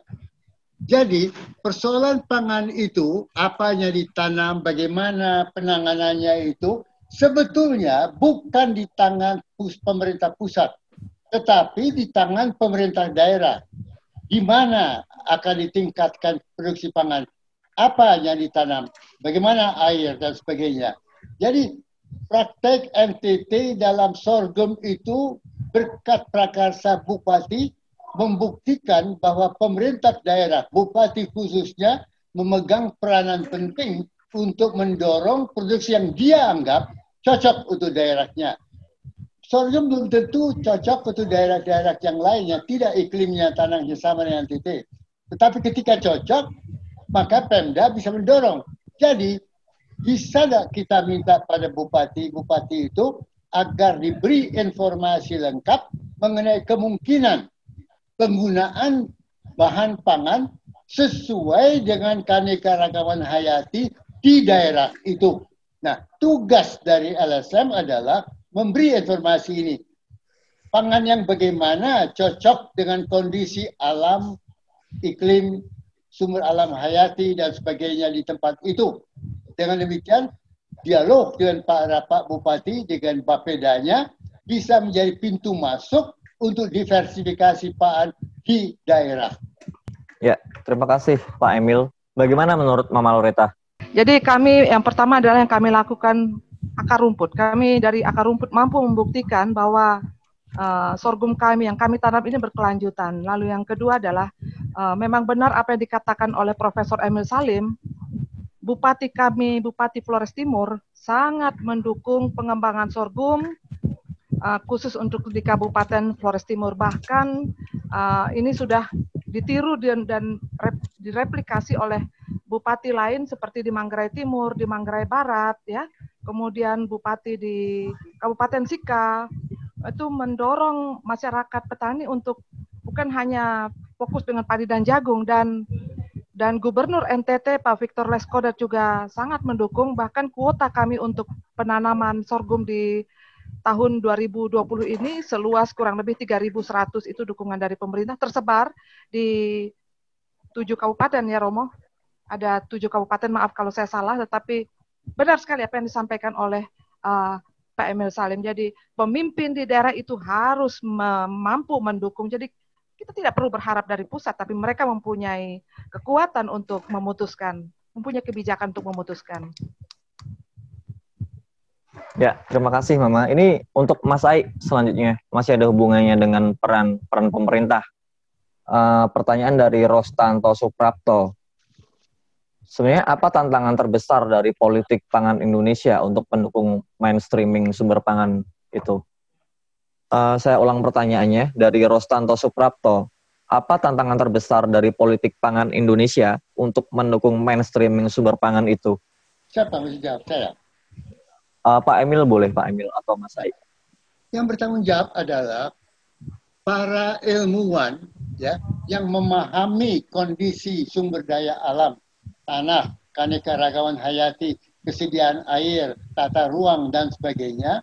Bisa tidak mereka secara konkret mengajukan kepada Pemda lokal tanaman apa yang paling cocok di tempat itu, seperti di NTT tadi, bagaimana di Waingapu, bagaimana di Ambon dan segala macam. Nah, para ilmuwan yang mempunyai pengetahuan bersama dengan para penduduk lokal bisa bekerja sama. Hasil dari Yayasan Keanekaragaman Hayati bekerja sama dengan LSM lokal adalah menggabungkan para ahli yang ada pada KHT dengan mereka yang memahami kondisi lapangan. Kombinasi ilmu dan kondisi lapangan menghasilkan satu proposal usul yang konkret. Apa yang nyata, apa yang bisa di NTT belum tentu bisa di Sumatera Barat atau di Lampung dan sebagainya. Karena itu LSM lokal menjadi penting untuk dapat ikut memberitahu apa yang cocok dengan kondisi keanekaragaman hayati lokal. Dengan demikian, pemerintah terbantu, LSM menghasilkan hasil, dan keanekaragaman hayati kita terwujud. Ya, barangkali Mas Ai mau menambahkan. Ya, terima kasih Mas. Saya menambahkan aja bahwa salah satu tantangan besar kita, kebetulan karena saya bergerak di soal literasi ya, adalah literasi pangan ya, bahwa tadi seperti yang saya sampaikan bahwa Indonesia ini memiliki keberagaman alam maupun keberagaman budaya. Nah, perspektif ini yang harusnya dimiliki oleh pemerintah maupun oleh masyarakat juga ya. Jadi pemerintah dalam hal ini misalnya ya beberapa waktu yang lalu yang dikedepankan misalnya masih padi, jagung, kedelai gitu, pajali, seolah-olah pangan disimplifikasi menjadi hanya padi, jagung, kedelai. Padahal kalau kita lihat misalnya di buku Mustika Rasa aja yang dibangun oleh Soekarno itu bahkan lebih luas lagi gitu. Bahkan dia bilang bahwa singkong itu salah satu komponen penting yang harusnya juga mendapat prioritas. Jadi kalau yang sekarang ini menurut saya yang kita harus benahi bareng-bareng ya. Tentu pemerintah juga tidak bisa sendiri karena pangan ini juga persoalan konsumsi dan selera masyarakat ya yang berubah gitu. Dan juga persoalan perspektif gitu. Jadi misalnya seperti ini, saya beberapa waktu yang lalu misalnya ke pemerintah daerah di daerah Maluku misalnya, yang mereka sebenarnya secara alam cocok untuk sagu dan secara budaya masyarakatnya mayoritas masih makan sagu gitu. Tetapi terjadi gerakan penggusuran lahan-lahan sagu dengan cetak sawah baru misalnya. Saya tanya sama pemerintah daerah di sana, kenapa seperti itu? Ternyata jawabannya ini seperti yang disampaikan Pak Emil tahun 60-an. Mereka bilang, saya ingin pintar seperti orang Jawa, makan beras gitu. Jadi seolah-olah beras ini memiliki kasta yang lebih tinggi daripada pangan lain. Padahal, jadi padahal sagu ini tanaman yang sudah ada di sana dan tidak perlu dibudidayakan. Jadi ini persoalan mengubah mindset. Saya khawatir banyak mungkin pemerintah diperkurang. Makanya di sini saya karena bergerak di bidang literasi sumber daya pangan ini menjadi sangat penting juga. Orang harus berubah menghargai bahwa misalnya seperti sorghum misalnya, ternyata justru sejarah kebudayaan kita sudah lama merekognisi ini, mengkomodifikasi, membudidayakannya, dan banyak masyarakat seperti NTT misalnya yang sebenarnya secara ekologi budaya itu memiliki kaitan yang sangat erat dengan ini. Kalau tadi seperti yang saya sampaikan di presentasi saya, contoh misalnya masyarakat di Sumba Timur ya, yang sampai tahun 70-an mereka masih bisa memenuhi seluruh pangannya sendiri tanpa tergantung dari luar. Walaupun iklimnya belum banyak berubah. Sekarang apalagi lebih kering terdampak perubahan iklim misalnya.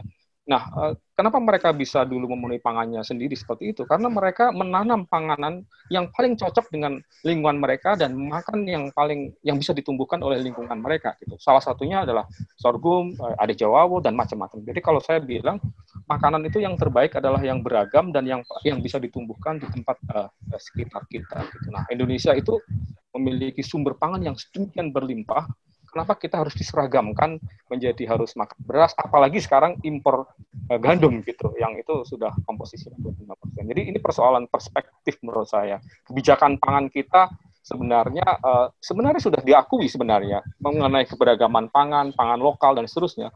Tetapi begitu sampai ke kebijakan, ujung-ujungnya masih padi, jagung, kedelai lagi gitu. Yang ini menurut saya menafikan kekayaan sumber pangan yang kita miliki dan keberagaman kebudayaan kita sendiri juga sebenarnya. Bukan hanya ekologinya, tetapi kebudayaan pangan kita di masa lalu juga beragam. Kalau saya beberapa waktu lalu misalnya mencoba untuk melis ya, teman-teman di Facebook saya ajak, ayo kita coba mencari resep sagu di Indonesia. Ternyata itu ada ratusan resep yang secara tradisional, makanan makanan pokok maupun kue-kue yang dari sagu sumbernya. Termasuk di Jawa sangat banyak sekali. Yang itu sekarang orang sudah hilang dan kita diganti dengan misalnya terigu.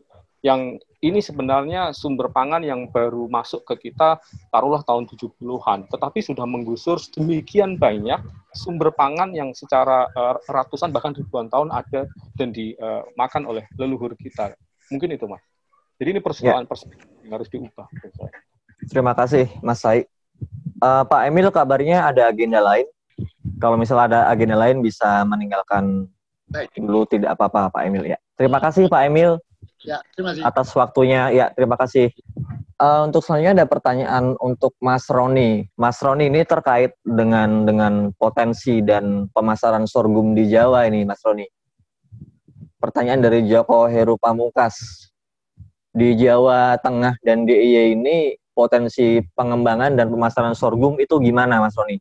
Karena kabarnya juga ada sedikit kesulitan penyebarannya. Barangkali pihak teman-teman KHT bisa membantu. Ya, terima kasih Mas Galang ya, Mas moderator. Ya.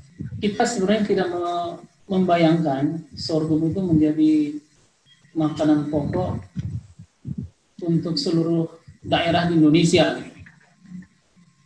Justru yang kita kembangkan adalah bagaimana setiap daerah itu punya makanan atau pangan lokal sesuai dengan karakteristik daerahnya.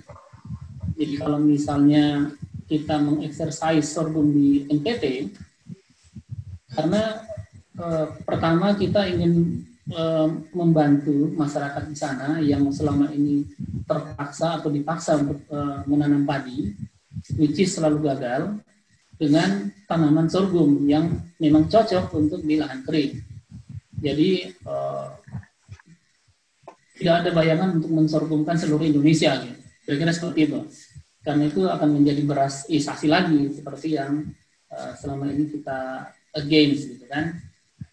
Nah, terkait yang di Jogja terus terang saya belum tahu kondisinya seperti apa, apakah lahannya cocok untuk sorghum. Tidak, saya terus terang belum paham seperti apa.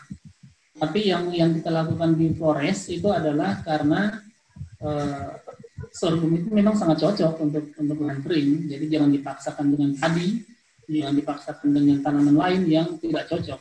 Sorghum yang paling cocok karena dia pertama bisa tumbuh dengan subur di lahan kering, yang kedua gizinya justru bagus, bahkan beberapa riset tadi Mas Sai juga sampaikan itu lebih baik justru daripada beras. Sehingga kita mengharapkan sorghum itu menjadi pangan lokal khusus untuk masyarakat Flores.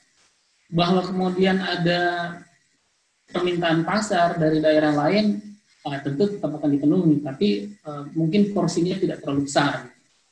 Apakah sorghum untuk dikirim ke Bali, ke Jogja, ke Jakarta, itu oke saja, tapi porsinya itu tidak terlalu besar, karena tujuan utama dari pengembangan sorghum di Flores ini adalah untuk pangan lokal.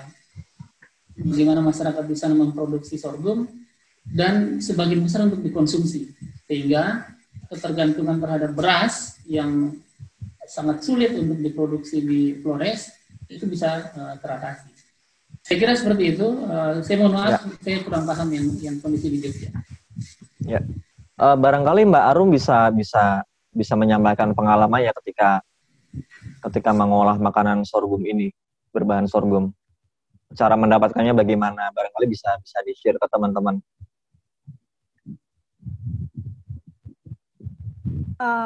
Mungkin kalau dari Arum Ayu sendiri, karena kami biasa mengolah produk olahan berbahan lokalnya singkong. Jadi karena di sini paling banyak itu, karena untuk di wilayah tempat saya tinggal agak susah ditemukan sorghumnya. Tapi kemarin waktu kami pergi ke Waingapu itu, karena memang mudah ditemukan di lingkungan sekitar kita, jadi di lingkungan sekitar mama-mama, jadi kita bisa sebenarnya sorghum itu bisa diolah menjadi apa saja, bisa jadi dari bahan baku masih freshnya, atau ketika sudah jadi bahan setengah jadi, ketika jadi tepung. Apabila bahan sudah menjadi tepung, itu diolah menjadi apa saja, itu bisa entah muka jadi kue kering atau jadi cake dan lain sebagainya, seperti itu. Karena mungkin belum terlalu banyak trial error di sorghum, karena memang bahannya juga susah didapatkan, jadi mungkin baru itu aja mungkin, Mas. Mungkin Mama Lolita bisa menanggapi ini, karena antara Jawa dan Nusa Tenggara barangkali bisa ada kerjasama untuk mempermudah ada stok sorghum di Jawa, begitu Mama Lolita. Ya, jadi kami lebih mengutamakan untuk penyimpanan, ketahanan pangan, jadi itu wajib sekali. Jadi bahkan kalau ketahuan jual, kita hukum, saya marah. Romo marah, teman-teman juga marah. Tanam capek-capek kok kamu jual hanya untuk beli beras, untuk apa? Jadi ada kita bagi 60% untuk konsumsi, 40% untuk pasar. Tetapi karena ada ratun kedua itu kita bebaskan. Mau konsumsi atau mau jual silahkan. Tetapi untuk yang pertama itu wajib. Nah, jadi mereka ini kan bukan hanya makan. Kami di Flores itu, di NTT itu semiskin-miskinnya orang NTT, orang Flores, dia pasti punya babi, punya kuda, punya sapi, punya ayam, punya kambing. Jadi kan ternak ini perlu makan. Nah, jadi itu. Jadi kita mengutamakan konsumsi. Jual juga iya, tapi lebih mengutamakan konsumsi. Jadi apa? Mereka bisa bikin bubur sorghum yang enak ya. Karena sudah ada mesin, ada dukungan mesin dari Kementerian dan KHT, dan orang-orang yang bermurah hati, kemudian mereka bisa makan nasi sorghum, beras putih yang dicampur dengan beras sorghum. Bahkan mereka bilang, Ibu, kami sekarang irit beras bagaimana Mama atau Bapak? Ya, karena kalau kemarin satu keluarga itu bisa menghabiskan 30 sampai 40 sampai 50 kg beras, sekarang mereka hanya membeli 20 kg, paling tinggi 15 kg, karena dimix, dicampur dengan beras sorghum atau beras kacang hijau atau beras jagung. Jadi ya seperti itu kondisinya, kreativitas tumbuh dan mereka bangga bahwa mereka harus makan sorghum ini. Ya, Mama terima kasih. Kemudian ada pertanyaan dari Fahmi Fikri. Mungkin ini Mas Roni bisa lebih tahu ya. Apakah peran institusi pendidikan masih belum optimal dalam mengenalkan sorghum, terutama di Jawa, Sumatera atau di daerah lain yang bukan penghasil sorghum?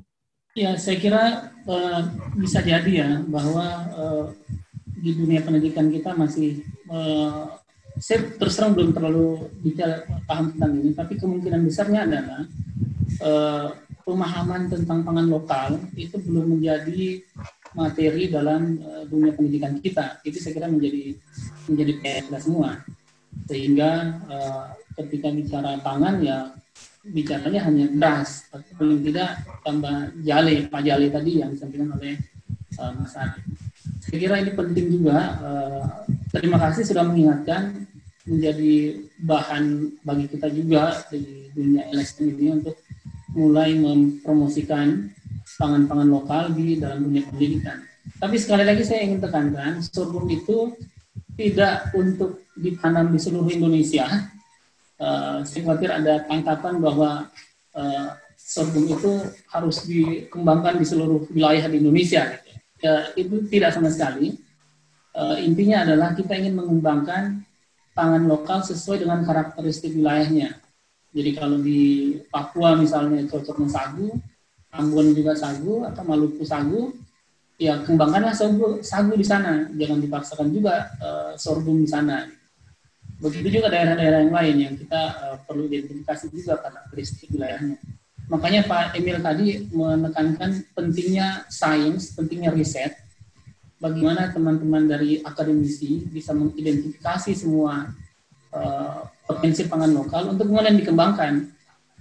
Jadi tidak hanya dijadikan bahan riset, tapi menjadi sebuah kebijakan yang bisa diimplementasi di lapangan. Sehingga again konteksnya adalah ketika kita mengembangkan sorghum di NTT itu dalam konteks kedaulatan pangan, sehingga masyarakat itu bisa memproduksi pangannya sendiri. Bahwa mereka tetap makan beras mungkin iya, tapi porsinya saya kira semakin menurun. Tadi Mama Loretta bagus sekali memberikan contoh. Jadi kalau sebelumnya sebulan sekitar 50 kg, sekarang sisa 15 kg. Jadi bahwa beras itu dikonsumsi ya, karena ini kan ada proses transisi.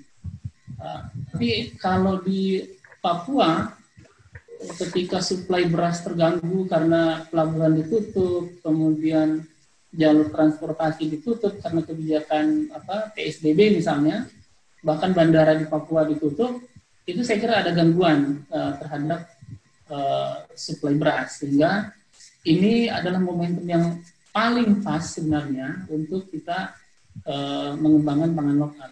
Saya kemarin baca di internet, gubernur di Papua itu sudah membeli hasil-hasil pangan lokal dari petani, kemudian untuk dibagikan ke masyarakat.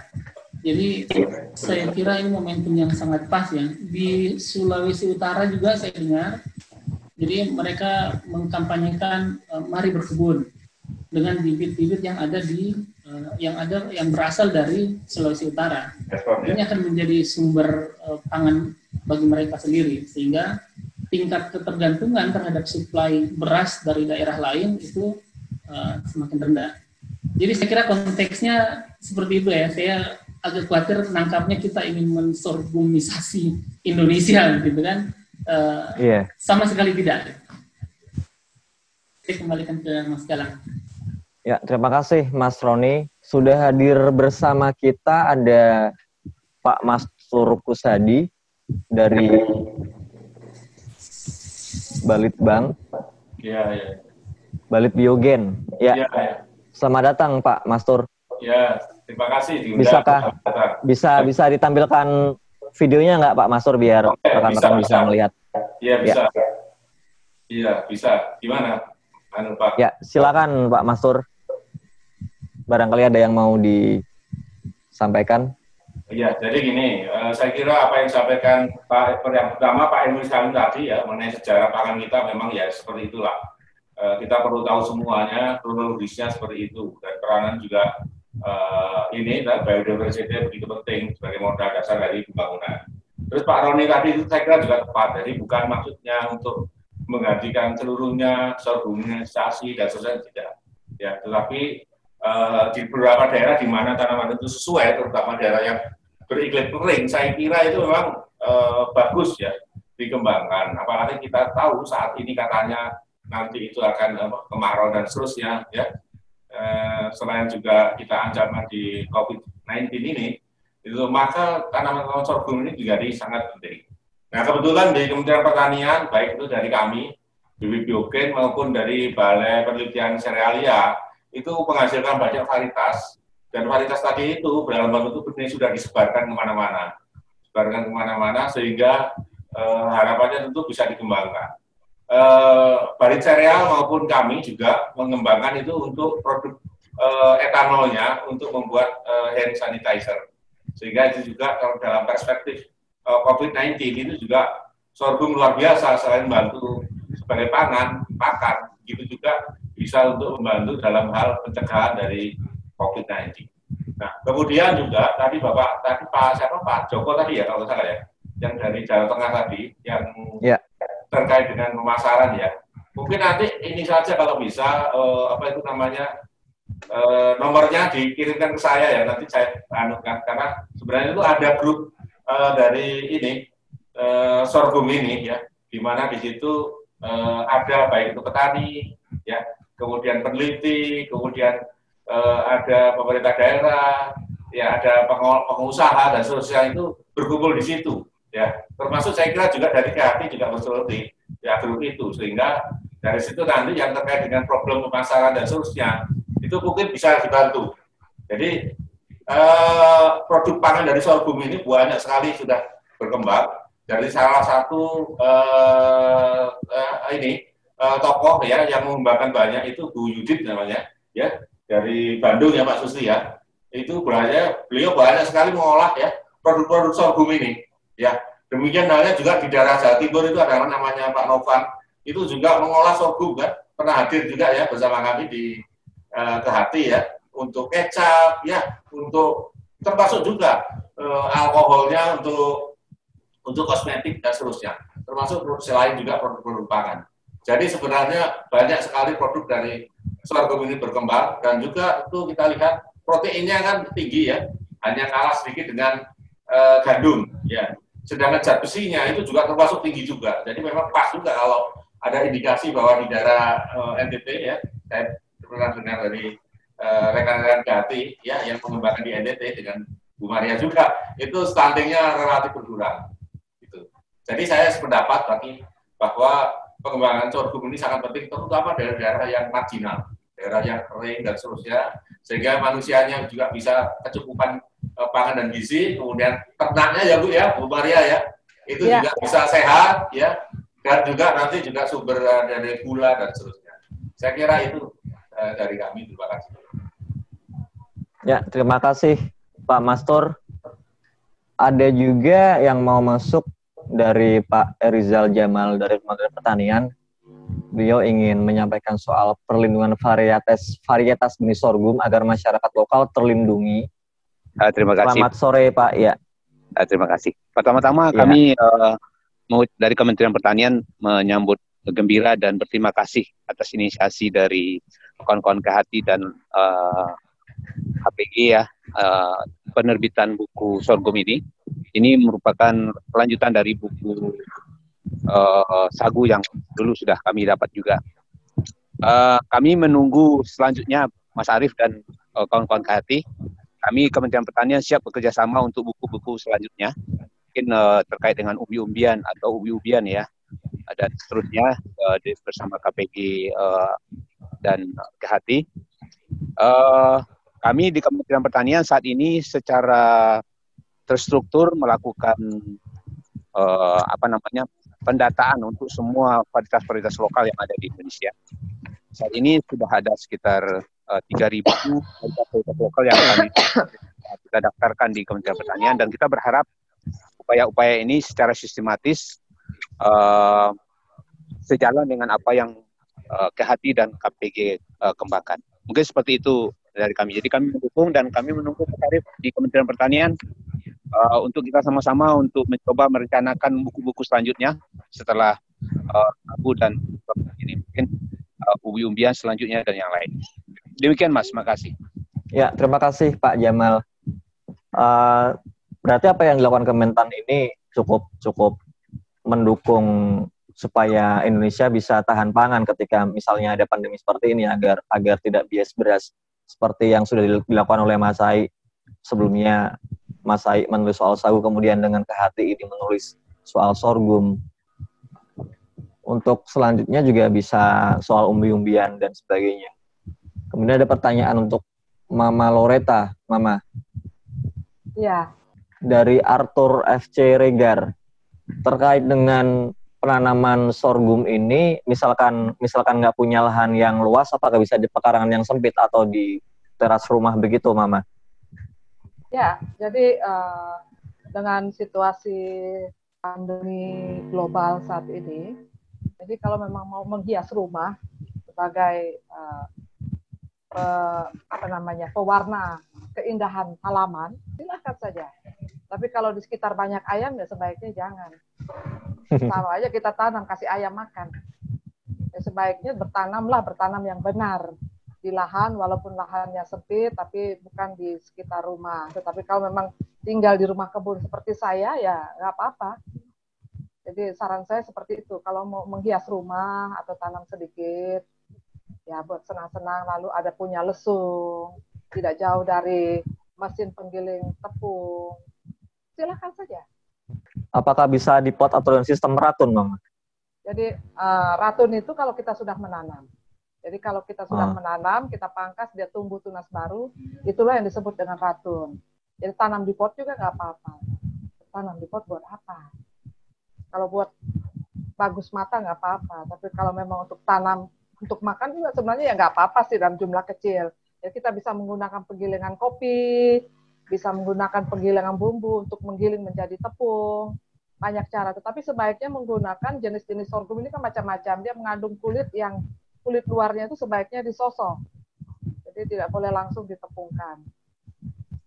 Begitu, Mas. Ya, terima kasih, Mama. Berhubung waktu hampir habis, barangkali tiap narasumber bisa menyampaikan pernyataan sebelum saya akhiri. Silakan Mas Roni, Mbak Arum, Mas Ai, atau Mama Loreta. Ya, silakan Mas Roni. Ya, saya kira sekali lagi saya ingin menekankan bahwa pangan lokal ini kan sudah lama dikembangkan, sudah lama dipromosikan lah ya. Hanya memang tidak semua daerah merespon ini dengan baik. Ada beberapa daerah yang bagus merespon dengan baik, dibuatkan perda, dibuatkan peraturan bupati, kemudian ada eksekusi di lapangan, ada budget program yang dialokasikan sehingga berkembang pangan lokal. Tapi masih banyak juga daerah-daerah yang abai gitu dengan pangan lokal ini. Jadi saya kira dengan adanya pandemi COVID-19 ini, mudah-mudahan itu bisa menggugah teman-teman di daerah agar mulai melirik yang namanya pangan-pangan lokal itu. Karena disitulah kedaulatan pangan itu bisa dibangun berdasarkan potensi dari pangan lokal yang ada. Dan yang kedua, buku ini saya kira bisa menjadi momentumnya juga pas gitu kan, ketika COVID-19 menjadi pandemi, meluncurlah buku sorghum ini. Sehingga saya kira dua hal ini mudah-mudahan bisa menjadi istilahnya letupan atau dentuman ya, bukan letupan lagi, dentuman bagi kita sebagai bangsa, apakah pemerintah daerah, apakah masyarakat lokal, untuk kembali mengembangkan pangan lokal. Itu dari saya. Terima kasih. Ya, terima kasih Mas Roni. Selanjutnya barangkali Mbak Arum. Ya, mungkin sedikit saja dari saya. Pesan saya mungkin untuk teman-teman semua juga, apalagi terutama generasi muda, ayo kita sama-sama lebih peduli lagi sama bahan lokal kita. Kita harus meningkatkan konsumsi bahan lokal kita. Ya dengan apa? Dengan cara kita berinovasi, lalu kita update dengan zaman, kita manfaatkan digital marketing, kita manfaatkan teknologi yang ada sekarang untuk campaign tentang pangan lokal, untuk tadi saya beberapa ada baca untuk mulai memasukkan salah satu pangan lokal mungkin di mata pelajaran entrepreneur bisa dimasukkan di kurikulum di sekolah, karena memang kebanyakan di Jakarta, di Tangerang sini juga beberapa sekolah swasta pernah mengundang kami, Arum Ayu, untuk sharing tentang pangan lokal, tentang bahan baku lokal sebagai mata pelajaran entrepreneur. Mungkin dari situ kita bisa mengembangkan pangan lokal lagi dan bisa saling mensejahterakan usaha pangan lokal dari hulu sampai hilir. Mungkin itu saja. Ya, terima kasih Mbak Arum. Bagaimana dengan Mama Aureta? Barangkali ada hal yang ingin disampaikan sebelum kita tutup. Terima kasih. Sorghum adalah makanan superfood, gluten free, cukup nutrisi dan vitamin yang terkandung di dalam sorghum. Mari kita perkuat daya imun tubuh dengan makan biji-bijian, jagung, sorghum, jali, kacang-kacangan, dan belilah hasil petani di desa kalian. Sorghum bergizi, sorghum berduit. Terima kasih. Ya, terima kasih Mama. Sebagai penulis, bagaimana Mas Ai? Terima kasih Mas Galang. Jadi saya mungkin ingin berpesan aja bahwa pengetahuan kita tentang pangan atau tentang diri kita ini sebenarnya menjadi kunci, salah satu kunci ya. Jadi untuk kita bisa berdaulat pada pangan sebenarnya. Jadi kalau seperti yang disampaikan oleh Soekarno misalnya, berdaulat itu dimulai dari lidah gitu ya, dari lidah kita sendiri, selera makan kita sendiri, dan ini bisa kita mulai sebenarnya diri sendiri. Saya misalnya mempraktekkan juga mulai misalnya bahwa ternyata makan nggak hanya beras, nggak hanya ini dan itu, ternyata jauh lebih baik, lebih enak. Dan satu hal yang paling penting yang mungkin harus kita garis bawahi bahwa Indonesia ini, Nusantara ini sedemikian kaya sebenarnya. Kita memiliki pangan itu macam-macam. Bahkan ada sorghum ini hanya salah satu. Ada puluhan jenis pangan yang seharusnya tidak membuat Indonesia ini, masyarakat Indonesia tidak ada lagi lapar pangan atau bahkan sampai tergantung pangan dari luar misalnya. Kalau itu hanya bisa dilakukan kalau misalnya kita mendudukkan pola pikir yang benar, bahwa kita menghargai sumber pangan yang ada di tempat kita yang sedemikian kaya dan beragam itu, dan menghargai kebudayaan yang kita punya. Misalnya dalam kasus sorghum, jelas sekali bahwa tanaman ini sudah beradaptasi dengan lingkungan di Indonesia cukup lama dan sudah diadopsi oleh banyak kebudayaan yang itu bisa diidentifikasi dengan bahkan nama sorghum yang sudah melokal di banyak tempat dengan variasi penamaan yang beda-beda, macam-macam. Di Jawa sendiri juga yang tadi mungkin Mas Roni sampaikan juga bahwa di Jawa sendiri juga punya ragam sorghum ya, dan penamaan yang macam-macam. Di misalnya kalau di daerah Jogja, di Gunung Kidul, daerah kering di Jogja, di daerah Demak itu juga dulu banyak sekali sorghum. Sampai sekarang juga masih ada di Jawa Timur juga dan seterusnya. Nah, ini menurut saya momen bagi kita untuk kembali melihat Indonesia secara lebih baik sebenarnya, dan pandemi ini menjadi momen penting bagi kita untuk melihat dan memikirkan kembali pasca pandemi ini kita mau belajar dan berubah atau tidak gitu. Jadi ini momen untuk kita titik awal untuk berubah, dan kita bisa memulai perubahan itu dari kita sendiri, dari apa yang kita makan, apa yang kita pikirkan di situ. Dan buku ini saya harapkan bisa mengisi celah tadi, minimal kita menjadi lebih menghargai sumber pangan dan keberagaman hayati yang ada di sekitar kita. Mungkin itu aja Mas. Terima kasih. Ya, terima kasih Mas Ai, Mbak Arum, Mama Aureta, dan Mas Roni. Sayang sekali waktu kita sudah habis. Untuk pertanyaan-pertanyaan yang belum bisa terjawab, kami mohon maaf karena waktu yang memang terbatas. Saya ingatkan kembali bahwa untuk e-sertifikat dapat diakses di siapabilang.com. Tautannya akan kami munculkan kembali di siapabilang.com/dokumen/79/sertifikat. Buku sorghum benih telur untuk masa depan juga sudah bisa diorder, dibeli di gramedia.com dengan harga Rp85.000. Itu belum termasuk diskon. Sebenarnya akan mendapat diskon, kemudian mendapat dibeli dengan harga Rp72.500. KPG juga sebelum ini, saya ingatkan kembali, KPG sudah bekerja sama dengan ANJ menerbitkan buku Sagu Papua untuk Dunia.